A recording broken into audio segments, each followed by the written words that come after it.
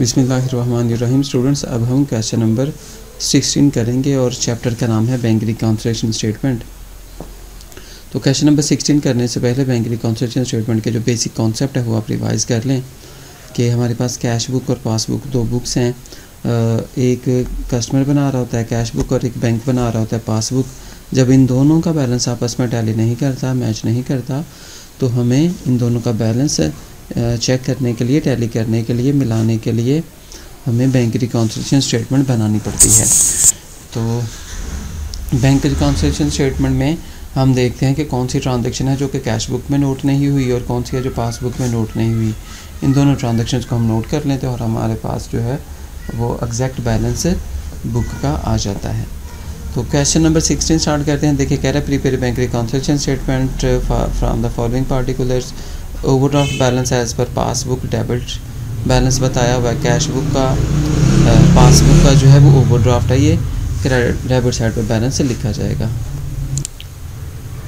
इसके बाद देखें, इसको हम बैलेंस को लिख लेंगे सीरियल नंबर में 1, बैलेंस एज पर पासबुक, और बैलेंस में ही बता दिया हुआ कि ये डेबिट साइड का बैलेंस है। ठीक है, डेबिट साइड में हम बैंक रिकॉन्सिलिएशन स्टेटमेंट में लिख लेंगे इसको। बी वाली ट्रांजैक्शन में कह रहे हैं इंटरेस्ट ऑन ओवरड्राफ्ट। बैंक से कस्टमर ने ज़्यादा कैश विदड्रॉ किया है, अपनी अमाउंट से ज़्यादा कैश विदड्रॉ किया है, बैंक से कर्ज़ लिया है, कस्टमर के ऊपर लायबिलिटी है। बैंक ने इस कस्टमर को कर्ज़ दिया तो साथ उस पर सूद भी वसूल किया है। इंटरेस्ट ऑन ओवरड्राफ्ट है ये। चार्ज बाय द बैंक, ये बैंक चार्ज करता है।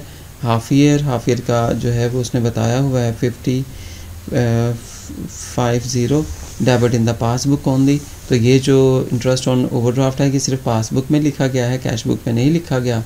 तो ये इंटरेस्ट ऑन ओवरड्राफ्ट की वजह से कस्टमर का जो बैंक बैलेंस है वो डिक्रीज़ होगा, तो हम बैंक रिकॉन्सिलिएशन स्टेटमेंट में इसको क्रेडिट साइड पे लिख लेंगे। ठीक है, कि याद रहे कि कैश बुक और पासबुक जो हैं दो बुक्स हैं जो कि जिसमें कैश का हिसाब रखा जाता है। तो अगर कैश बुक डिक्रीज़ हो रहा है तो अगर बैंक बैलेंस डिक्रीज़ हो रहा है तो कैश बुक में से क्रेडिट साइड पे नोट किया जाता है और पासबुक में से डेबिट साइड पे नोट किया जाता है। अगर बैंक बैलेंस जो है वो इंक्रीज़ हो रहा है तो कैश बुक में डेबिट साइड पे और पासबुक में क्रेडिट साइड पे नोट किया जाता है। तो इसी बना पे ये ट्रांजैक्शन जो है ना इंटरेस्ट ऑन ओवरड्राफ्ट हमने बैंक रिकॉन्सिलिएशन स्टेटमेंट में क्रेडिट साइड पर नोट की है। इसके बाद सी वाली ट्रांजैक्शन है, इंपॉर्टेंट ट्रांजैक्शन है, डबल अमाउंट की ट्रांजैक्शन है। इस तरह की ट्रांजैक्शन पेपर में ज़रूर आती है। तो इसमें देखिए बता रहा है 2 cheques for rupees 15,000 and 10,000। 2 cheque हैं, एक चेक की अमाउंट 15,000 है, दूसरे की 10,000 है। Paid into the bank, bank में पे की है on 30 December 2022 are not credit by the bank. तो वो बैंक ने क्रेडिट नहीं की। हमने डेटर से चेक रिसीव करके कैश बुक में नोट कर लिया कि हमारा बैंक बैलेंस इंक्रीज़ होने वाला है, कैश बुक में डेबिट साइड पे नोट कर लिया। बैंक को चेक दिए कलेक्ट करने के लिए, हमारे अकाउंट को क्रेडिट करने के लिए, लेकिन वो चेक ही रिसीव नहीं हुए, बैंक ने क्रेडिट नहीं किए। ठीक है, तो हमारा कैश बुक का बैलेंस इंक्रीज़ शो हो रहा होगा और पासबुक का बैलेंस डिक्रीज़ शो हो रहा होगा। तो ये बैलेंस जब मैच नहीं हुआ, जब हमें कलेक्शन ही नहीं हुई, कस्टमर की तरफ से डेटर की तरफ से कैश ही नहीं मिला, तो हम क्या करेंगे, बैंक रिकॉन्सिलिएशन स्टेटमेंट में इन दोनों अमाउंट्स को जमा करेंगे और क्रेडिट साइड पे लिख देंगे। जब हमने बैंक में चेक पे किए तो हमने डेबिट साइड पे लिखा कैश बुक में, और चूंकि इन चेक्स की कलेक्शन ही नहीं हुई, हमारे अकाउंट को क्रेडिट ही नहीं किया गया, तो अब हम इनको क्रेडिट साइड पे लिखेंगे बैंक रिकॉन्सिलिएशन स्टेटमेंट में। ठीक है, इसके बाद हम डी वाली ट्रांजैक्शन करेंगे। इसमें भी 2 चेक्स हैं। तो इसमें देखिए बता रहे हैं 2 cheques for rupees 2100 and 8,000 issued in December 2022 had not been presented at the bank during the month. तो ये 2 चेक थे जो हमने इशू किए थे। तो इशू करने के बाद हमने कैश बुक की क्रेडिट साइड पे नोट कर लिए और बैंक को वो जो चेक जो है ना वो बैंक में प्रेजेंट ही नहीं हुए। बैंक ने इन चेक के अगेंस्ट पेमेंट ही नहीं की, कोई शख्स लेके ही नहीं आया, तो बैंक ने पेमेंट क्या करनी थी। तो जब हम कैश बुक और पासबुक का बैलेंस टैली करेंगे ना, तो पासबुक में जब हम ये 2 ट्रांजैक्शन देखेंगे तो ये एंटर नहीं होंगी, दर्ज नहीं होंगी।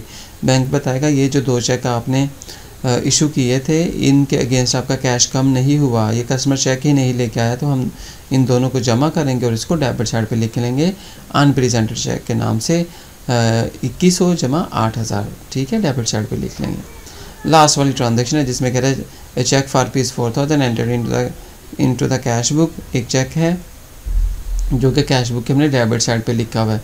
इसका मतलब ये चेक आपको रिसीव हुआ है इसलिए आपने डेबिट साइड पे लिखा और ये बैंक को सेंड किया है was not send to the bank for collection, bank को सेंड करना भूल गए हैं, ठीक है।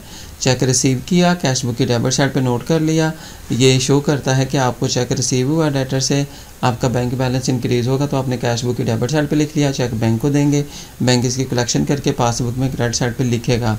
लेकिन आपने ये चेक बैंक को सेंड ही नहीं किया, सेंड करना भूल गए, तो हम क्या करेंगे, इस बैलेंस को मैच करने के लिए इसको हम अनकलेक्टेड के नाम से क्रेडिट साइड पे लिखेंगे, ठीक है।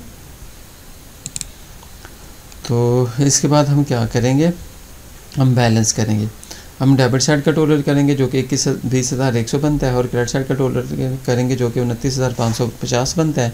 तो हम देखेंगे कौन सी साइड ज़्यादा है, कौन सी साइड का बैलेंस ज़्यादा है, तो क्रेडिट साइड का ज़्यादा, तो यही टोटल दोनों साइड पे लिखेंगे।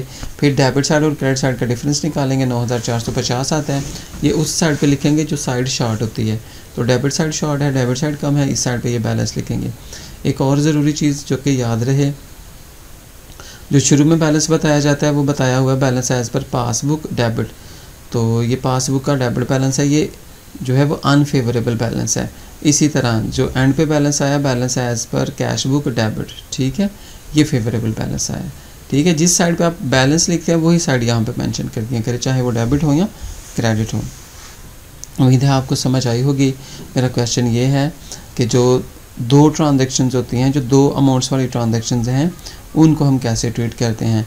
अगर उनमें दो अमाउंट्स बताई हैं, दोनों को वो कह देता है कि अनक्रेडिट है, तो क्या दोनों अमाउंट्स को ऐड करके लिखेंगे।